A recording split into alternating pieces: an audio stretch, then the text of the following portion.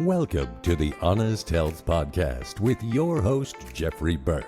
Honest Health brings you the brightest minds in the natural products industry, as well as athletes and entertainers. Jeff will keep you entertained and informed while educating on how to be successful on your healthy journeys. Now, here's your host, Jeffrey Burke.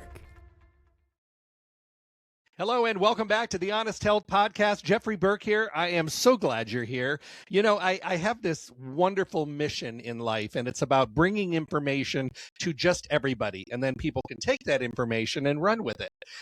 It's going to be information you may be expecting, and sometimes information you may not even have any idea where it's coming from or how it may apply to you today, but information nonetheless. Today, I am so happy, so excited that I finally connected with Dennis Walker.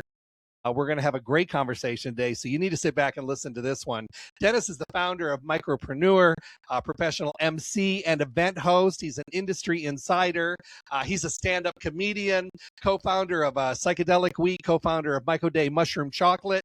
He is all over the place. I finally found somebody that I think travels more than me, and that is quite amazing. So help me welcome my guest, Dennis. Thank you so much for being here today. Well, thanks for the invitation, Jeffrey, and hello to everybody out there listening. Hope you're having a wonderful day and hope it gets a little bit better by listening to us banter right now. I love it. You know, you and I were kind of talking briefly before. We were talking about mushrooms, how the changing face of mushrooms, you know, I put it on the thing like changing face of tattoos. You know, tattoos were a time when you had to be a biker gang or a Marine to get a tattoo. And it was very, very taboo. And now it's kind of broadened into all different people, all different ages, people reflecting their likes and dislikes and body art. And I think it's wonderful. So here we are, mushrooms. I was telling you that for like 15 years, I did radio shows on mushrooms, and people looked at me like I had three heads. They were like, what is he talking about?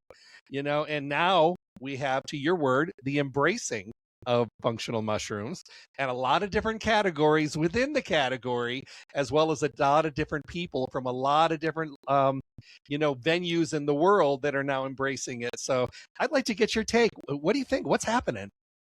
Well, first off, I want to say thank you for hosting that show, because it's through storytelling and it's through being able to step outside of your comfort zone or kind of put yourself out there a little bit that I think a lot of progress happens. And that's what's happened with mushrooms. Is growing up myself in the suburbs of San Diego, California, mushrooms were the slimy, weird things that you avoided at the salad bar. Or sometimes you went to someone's birthday party and their parents ordered a pizza with mushrooms and you avoided that slice at all costs. And then getting older and starting to hear stories about psilocybin mushrooms, I remember not being able to square up what I was hearing with the reality that I was experiencing as a young student, right through the DARE program in school, and being told that magic mushrooms were going to scramble your brain. And then, I came of age right around a time when the internet really started to blow up and people started to share their stories and radio shows started to get broadcast digitally, et cetera. And I remember becoming 18 or so, transitioning from high school into college, and hearing all these stories from peers in my community about their cousin who shared mushrooms with them and what a great experience they had out on a hike or camping. And they had so much laughter and joy, and they connected with a tree, and these things that just did not square with the programming I had heard about how this is going to make you insane and you're going to have to be ostracized from society. So really did set me down a path of like wanting to learn more about like, wait, there's a ton going on with mushrooms. There's thousands of mushrooms. There's traditions in traditional Chinese medicine and Eastern Europe and Mexico, different parts of the world, of people who have these rich millennia old fungi traditions. Why is this a cultural blind spot? Why is this a scientific blind spot in the United States? And just in the last few years, that cover has been blown wide open. And it really is, I think, because of the twin engines of culture and science. It's the Johns Hopkins studies going back to 2006 or so, talking about psilocybin mushrooms, psilocybin occasioning mystical experiences in people. And then it's also more recently people like Michael Pollan with How to Change Your Mind and the fantastic fungi movie on Netflix. So everybody's interested in them now. And I feel very fortunate that I've got some experience and also some media and storytelling experience to explore that angle more fully. Well, there was a time when we had certain groups of people that actually kind of focused on. I call them the Woodstock group. I call them the tie-dye patchouli saging group. Those are kind of the people that really were like, we want to learn. We want to know about this. But today, it is amazing. I know groups of doctors. I know men's groups, women's groups, hospital groups, nurses. These people are all interested. So there's something here.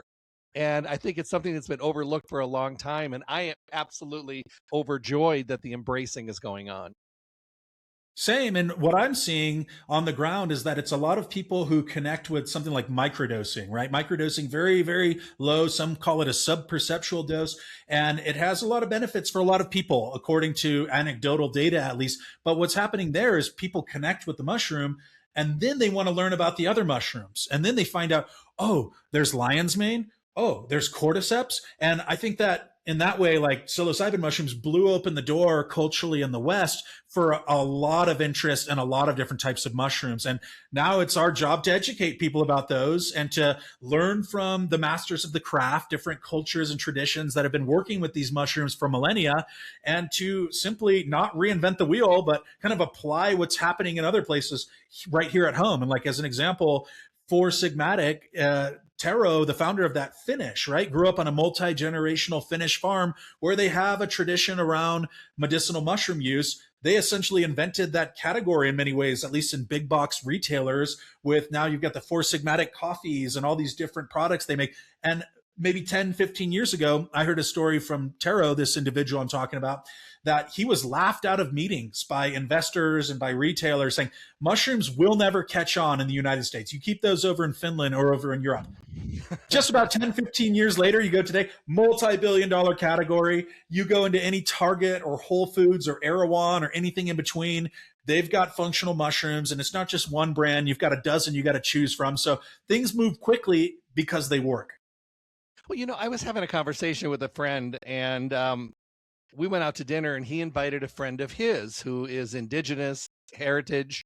And the topic came up, and he talked about his great, great, great, great, great grandfather who passed stories of them using mushrooms and fungus and all these kind of things, part of their culture, part of their heritage. And they just kept passing it down. And outside that realm, there was no knowledge of it at all. He said, but to everyone that was in their group, in their family, in their tribes, if you will, it was just part of a part of growth.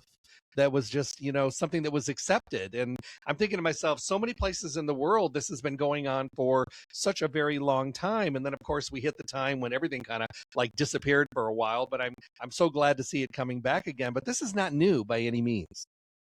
It's not. And I think that's part of our goal, at least with Mycopreneur, is to really shine a light on these different indigenous cultures who have a lot of experience with mushrooms. So like, I'm very fortunate to work with a group in Chiapas, Mexico called Fungaria. And part of their mission is to reacclimate or reacquaint people who have been urbanized and living in these kind of globalized urban communities with the indigenous fungi lore and knowledge. And this is happening all over the world, Jeffrey, where like you go to Northeast India, the Meghalaya forest, there are tribes that have intimate, rich knowledge of the fungal traditions of the area. They have traditions, but it's also about their connection to the ecosystem, the way they relate to each other. And with rapid acceleration of globalization and urbanization, habitat collapse, these traditions get fewer and further between. So I think it really is an opportunity right now. And a lot of people are leaning into this. It's a concept I've heard called morphic resonance, where a bunch of people are doing the same thing at the same time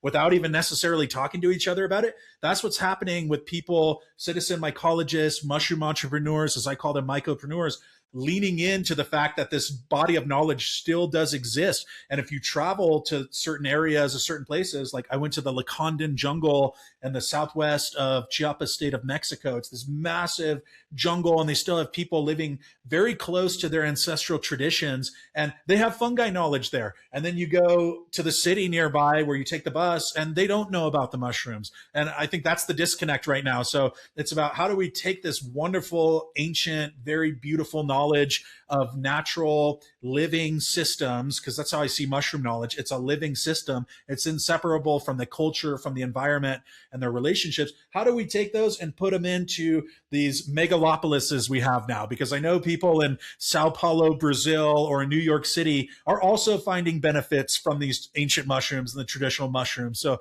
how can we build up all of this knowledge, archive it, preserve it? And that's actually the theme of a talk I'm giving in Portugal at the International Medicinal Mushrooms Conference in September. I'm very fortunate to have been invited to give a keynote talk there. It's a very reputable global event for the mushroom industry. And my topic specifically is about biocultural conservation and fungi heritage. And I like to kick off talks like this with the fact that Otzi the Iceman, who was found very well preserved as a mummy, essentially in the Alpine Glacier in present-day Italy, was carrying 2 mushrooms on him. This is 5,000 years ago. And out of his few possessions he had on him, 2 of them are mushrooms. And one of them was for parasitic, like anti-parasitic. One of them was a hoof conch, which I guess is for carrying fire embers. So that's just one example of very many of uses of fungi that go back millennia that are probably still pretty relevant today. People still have gut issues. People still have inflammation. People probably more than ever. And what a beautiful thing is that we actually have a rich well of knowledge and tradition to draw from to address a lot of these issues. Do you feel that the natural products industry has been embracing functional mushrooms? Maybe more today, I would think, but how do you feel the mindset is within our industry? Yeah, it's huge. I mean, I wasn't at Expo West, but I've heard that functional mushrooms were the top trending ingredient there, maybe the last 2 years.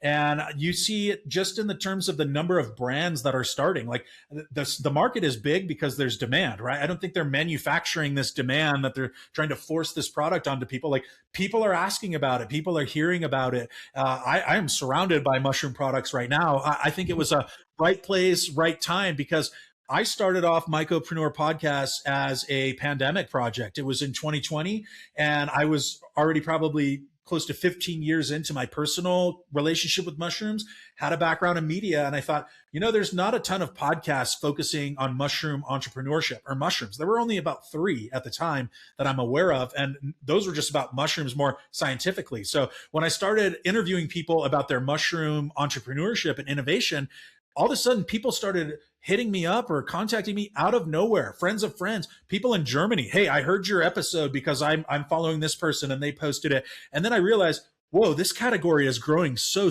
quickly. Next thing you know, I'm in India, and there's like a whole homegrown functional mushroom scene in India, and they're following all the research over here.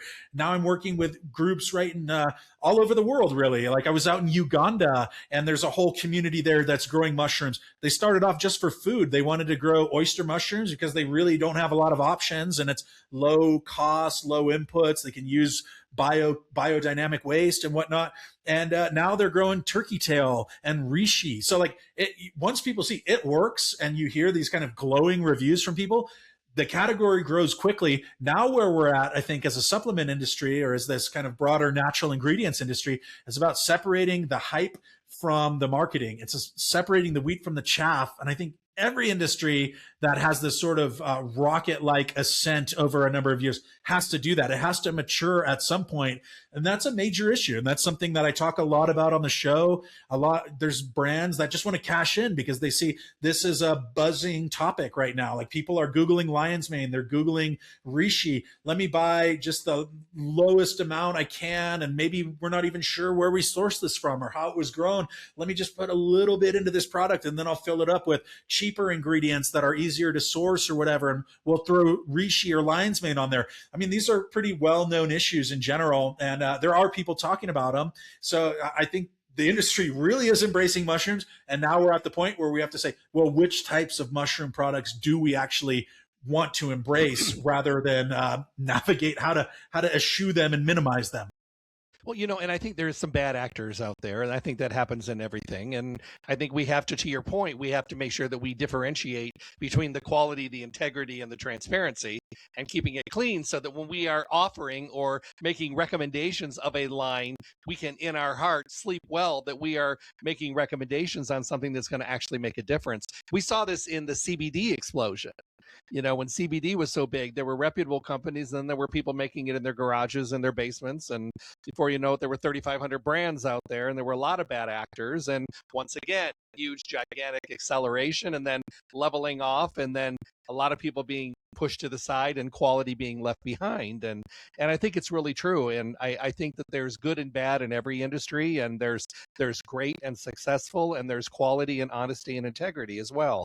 So, I feel the same exact way, because it is booming, and people do jump on things just because they're booming, to your point. And I agree 100%.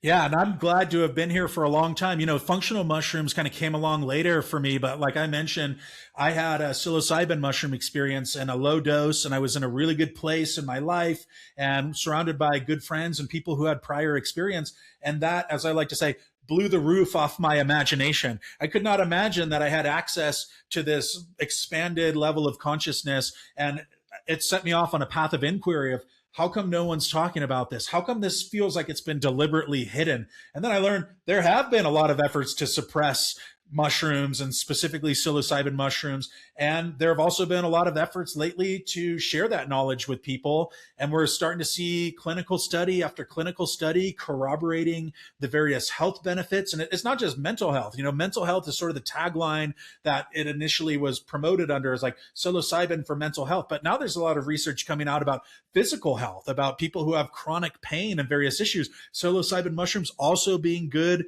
for that. And of course, now there's also a tremendous amount of research going into archiving these different species from around the world, because they grow endemically all over the planet. There's hundreds of different types of psilocybes. So all of this is moving and changing really quickly, evolving.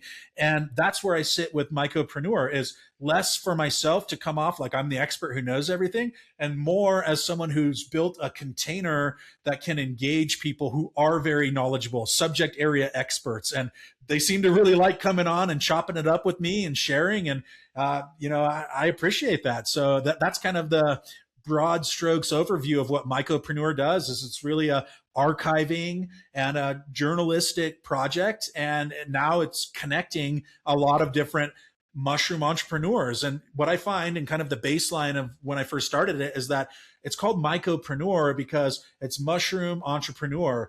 Because a lot of people I'll find are really knowledgeable about mushrooms, and they're really good cultivators, and they know a lot about extraction, and then they're terrible at the business part, right? And then you have people who are like really good at entrepreneurship, really good at marketing. They don't really know much about the mushroom part. So if you can help breed that in people or connect them, then the sky's the limit at that point, when you can compartmentalize. Or maybe you're an entrepreneur and you actually learn to care about the mushrooms instead of just looking at it like a cash opportunity, right? You actually learn a lot about the history and the science and what's happening. And then vice versa. Maybe, a lot of mushroom people, especially in the psychedelic realm, let's say they're not fully anti-capitalist, but they're not primarily always motivated by like the big bag and the business acumen.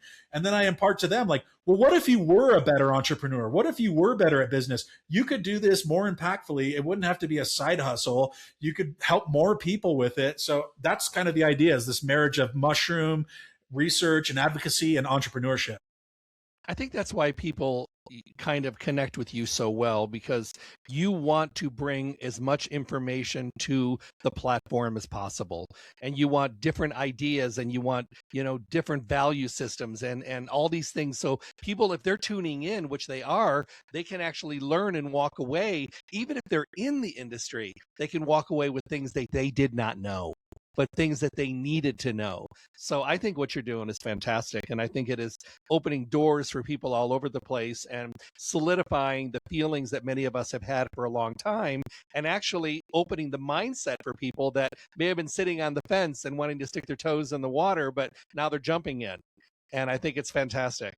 Well, thank you so much. Yeah, I'm really enjoying it. And it's great to get to connect to people like you, or like Real Mushrooms. I'm big fans of them. They've been doing the mushroom supplements for 40 years or so, between Namex and Real Mushrooms. And I've got all their products on hand right now. So it's a real joy to be able to learn from people who have come before and pioneered a lot of what's going on now, at least in the West, and then take the torch and say, okay, well, let's move this up the field a little bit.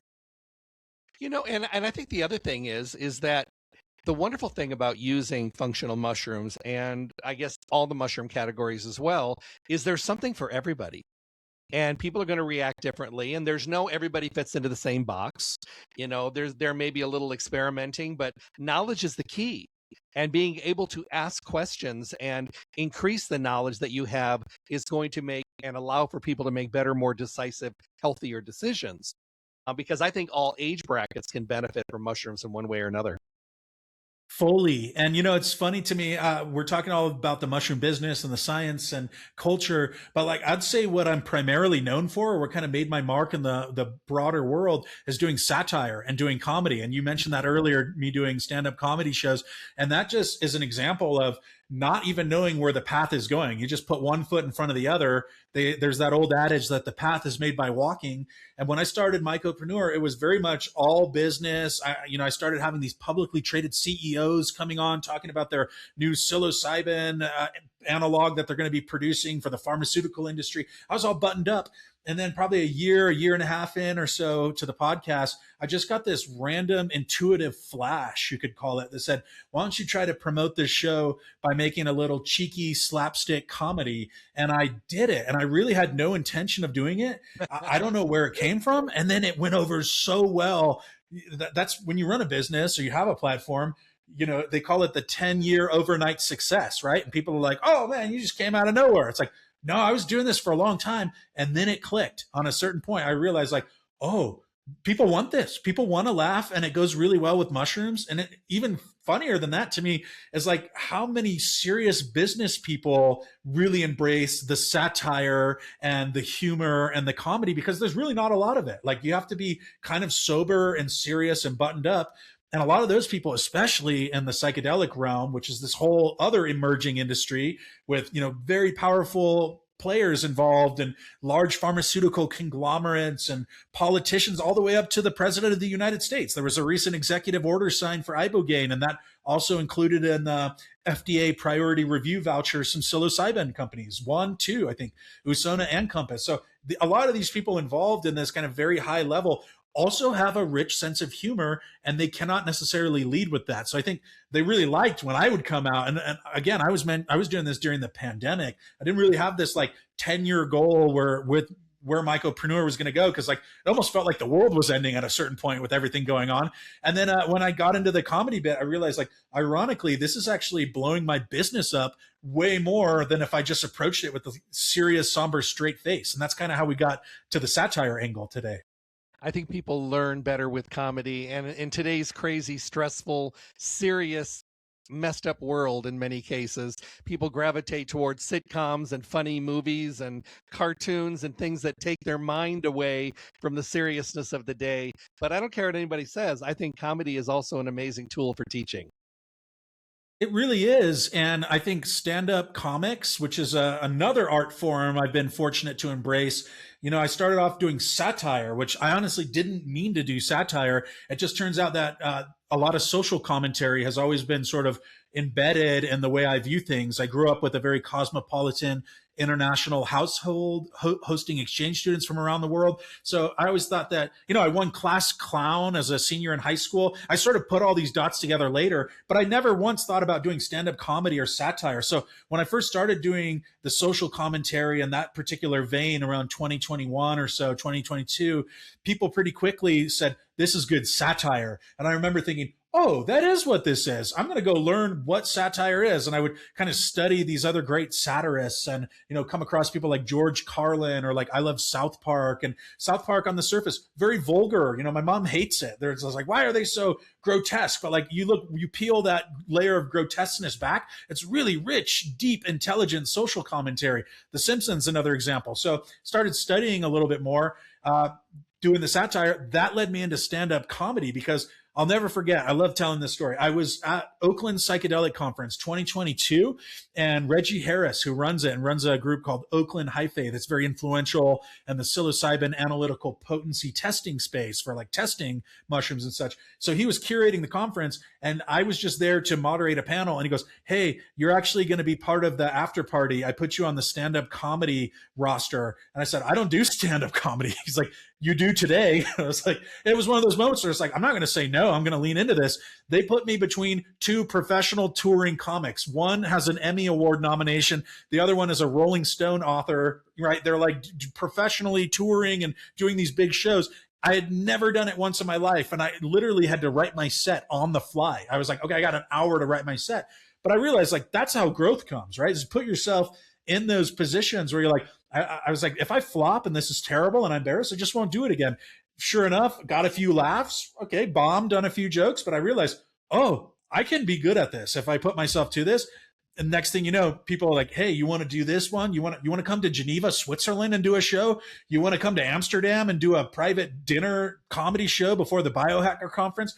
Yes, yes, yes. Check, check, check. And then I realized probably the best feedback I got early on was people telling me, whoa, I'm actually learning from your sets. Like, it's very funny what you're doing, but I think what makes it really interesting is that you're also presenting a lot of information. And to tie that thought up, I used to be an educator. I taught for a better part of a decade internationally. I taught at one of the best known charter schools in the world that was founded by Bill and Melinda Gates and has hosted Oprah Winfrey and heads of states, called High Tech High in San Diego. So I guess I kind of have that angle to me. And I realized like, whoa, doing stand-up comedy is not that different from standing up at 8:30 in the morning and having to engage people and make 14-year-olds excited. So it's really at this point just about trying to marry all of these different worlds in a way that's mutually beneficial and amplifies all of them. So to your point, the interesting thing is humor is such an amazing tool. And who knew you had it in you? You did.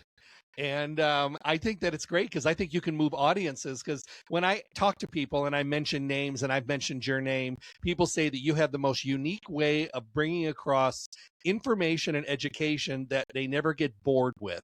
Because, if you've ever given a lecture, you watch people glass over, you're like, oh my God, I'm losing my audience. You don't do that. They're on the edge of the chair, they're engaged, and they're enjoying the conversation, and they walk away having a really good time. But then when they get home, they're like, oh my God, I learned a lot too. So that's wonderful. So kudos to you for in bringing all that together and, and making it a wonderful platform for people to learn. Thanks. And I want to share a brief story. The first academic psychedelic conference I went to, because that's a big thing now. You've got them all over the world, and it's doctors and researchers and professors and lawyers, etc. I got invited to cover Horizons, it's called, in New York City at the New York Academy of Medicine, which is a very prestigious international medicine institution, essentially. And I fell asleep during a presenter's talk on psilocybin. The talk was just so data heavy and graphs and like the disclosures. And of course, part of what I love the conference circuit for is there's all these after parties too. So like we had been at the Blue Man Group founder's house the night before, just like all engaging in this wonderful way with each other. And then I fell asleep at the conference. And that let me know that when I do get invited to present on stage, I'm not going to let that happen. Sure enough, within the next few months or so, people started inviting me to present on stage. And I really took the approach of wanting to present a similar level of information to what this scientist had, probably not nearly as in depth, but kind of in the ballpark, but to do it in a way where if somebody wandered in off the street and they didn't have a clinical or pharmaceutical or medical background, they would be able to take something home with them. And that's where I realized there's nothing saying you can't infuse stand-up comedy with academic conference presentations. And I've seen a few masters of the craft do that really well. A guy named Jamie Wheel comes to mind, who's an author. You watch him and he commands the stage, and then you're entertained, but you realize that was not mindless entertainment. I really just was persuaded, informed, engaged. So it's all about, for me, trying to marry those two worlds, like get the richness of the data and the oversights, the scientific overview, and then put that in a way that's palatable for average people, right, who don't have a PhD. And that's my approach. Well, I think both of us kind of cut from the same cloth, where, people are going to remember us because that's just the way we are. We're going to make it entertaining. We're going to make it engaging. And, both of us are on stage a lot. We both do in big groups. We both do these things. And I love that about my job. I always have. And the thing about it is I agree with you 100%. There's no reason to talk way over. I mean, you can bring and dispel information in a fun way that anybody can say, oh, all right. I get that. I feel weird coming into this. I don't have a lot of background. That's okay. You're still going to walk away with knowledge, and there's an art to that. Somebody said the other day, they said, "Did you get in trouble talking when you were a kid?" I said, "All the time, Me constantly." too, man. I tell you what. And now I get paid to talk. I love it. How about that? Is the mindset? I mean, you mentioned some places around the world that you're going, and you're very much on the road a lot. Bigger countries. I mean, are they seeing the interest in this category as well, or is the United States leading the way, or are we actually behind other countries?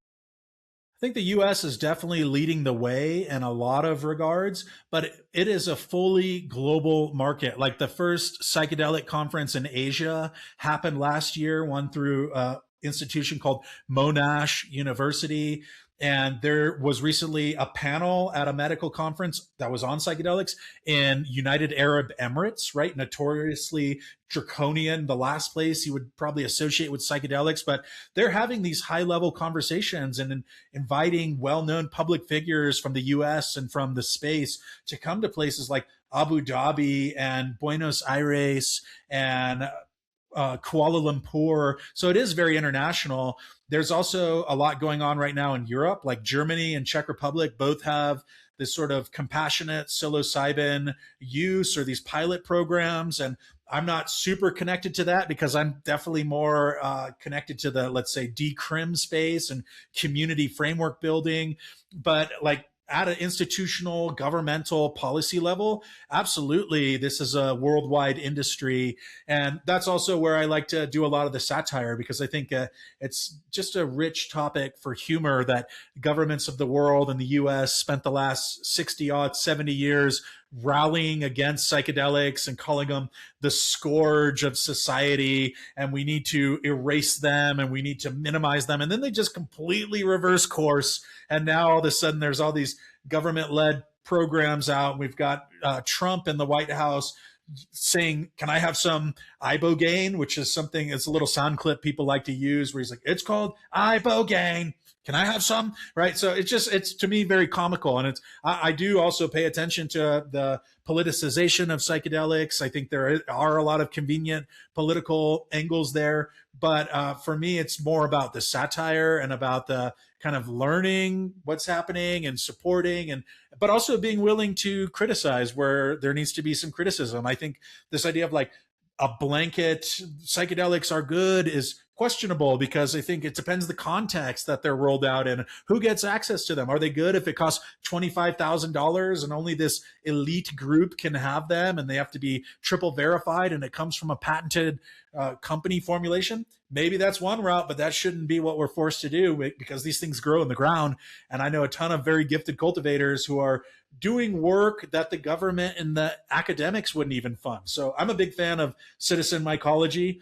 I would have gladly pursued the path if it was available to like get into more institutional psychedelic studies or mushroom studies. But back in my day, we had to walk uphill in the snow both ways to buy our drugs, right? It didn't exist back then. Like now, there's universities launching programs all over the world. There's conferences, there's public figures and such. And that did not exist 15, 20 years ago. So, I really have a soft spot in my heart for the quote outlaws. Like a lot of people who put a lot of what's happening on the map now, Terrence McKenna's of the world and the Timothy Learys and the Shulgins, et cetera, they were outlaws, plain and simple. And we owe them a debt of gratitude for putting this into the public domain so that researchers can now go and crack the head open and put the MRI machine on and see what's happening.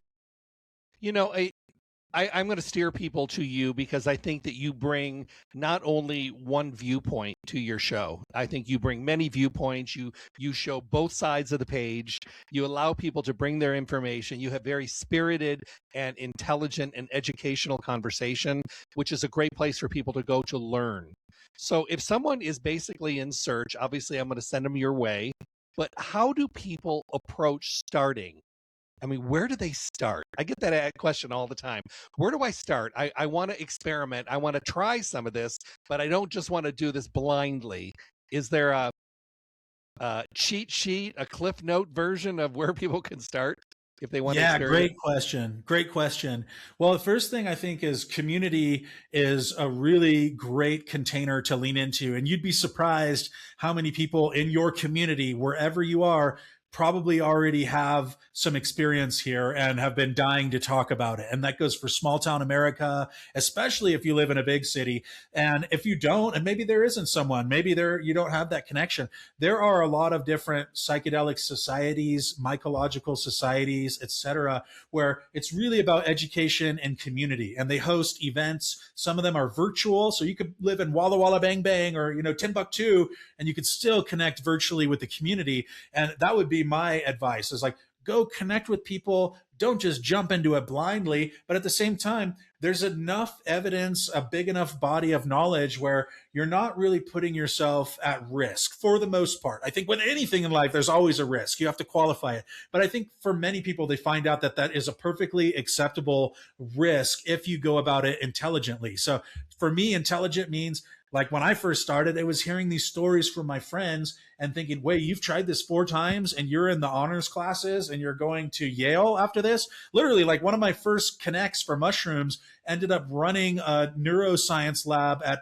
Princeton. And maybe it was another Ivy League school, and I don't want to blow his cover, but it's that level, that caliber of individual also loved mushrooms and wanted to share those with people. So, when you start hearing these things, like, wow, there's so many gifted people, and even if you aren't like, super intellectually inclined, you can still get a lot of value out of these things. So connect with a community. And I would say Psychedelic Society, a great resource is Global Psychedelic Society. If you Google that, they've got organizations all over the world, satellite chapters. So you could be in Lisbon, Portugal, or you could be in San Francisco. You probably don't need to do that. There's plenty of people, but you could be kind of anywhere and find, oh, there's a psychedelic society that's 2 hours from me, and here's their website, and oh, they're having a potluck on Thursday. I've got nothing to do. I'm going to go check that out. That would be how I would approach it. And then pull from different sources too, like go check different forums online. Arrowid, I mentioned earlier, arrowid.org, EROWID.org. Great resource. You can find scientific information, clinical studies, trip reports, anecdotes, the indigenous history. You find all that, talk to someone. And then the probably sagely advice I got is start low and go slow. And that simply means, if we're going to compare it, fairly crude comparison, but it's in the general ballpark, to the first time you've drank alcohol. Most people have a frame of reference. They say, oh, I've drank beer, I've had alcohol before. Then you would not drink a bottle of vodka your first time drinking alcohol. You would walk away saying, that's the worst thing ever. I don't know why anyone does it. Some people think that already. You would, the move is like, you take one shot or you drink one beer, and then you say, how did that impact my body? How did that impact my physiology? I think there's a comparable approach to something like psychedelics, like mushrooms. Like, okay, I did my research, talked to people, went to the Global Psychedelic Society. I'm going to try a microdose of golden teachers, a 0.3 of a gram. And this might sound like Japanese, foreign language to you if you're not privy to a lot of these things, but there are people who you can connect with who will explain it more in depth. Just take a little tiny bit and just chill on that and make sure you're in a really good place. You're in a good mood, hopefully, or at least in a safe place. Hopefully you have someone looking out for you. They call them trip sitters for a reason, right? You can have a sober friend or a family member or someone who's just committed to hanging out with you, there for you, right? There to make sure everything's good.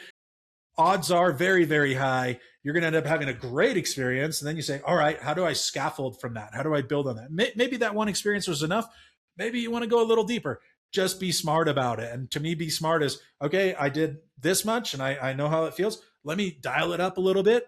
Okay, let me dial it up. All right, now I get to a baseline where I'm really comfortable. I know what happens when I take 3.5 grams, for example, of golden teacher psilocybin mushrooms, cubensis. Those are very standardly available mushrooms and kind of been the standard for a long time.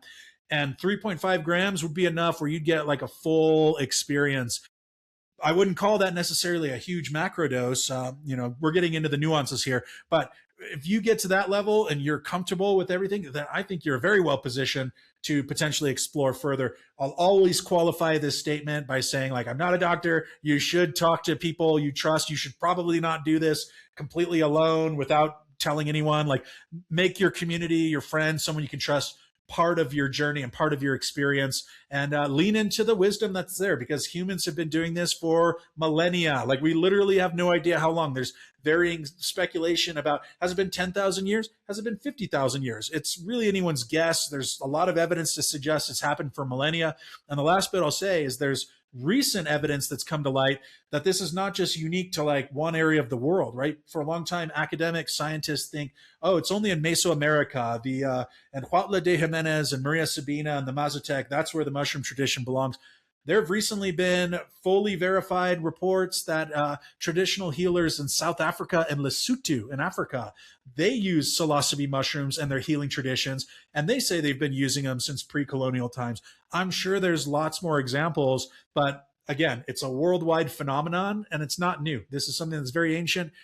So find someone who's a little bit further down the road, lean into them, and lean into the community. I guess that's my long-winded way of saying you're going to be just fine. And if you want to hit me up too. I think it's wonderful. How do they find your podcast, first of all? And where are you? What platforms?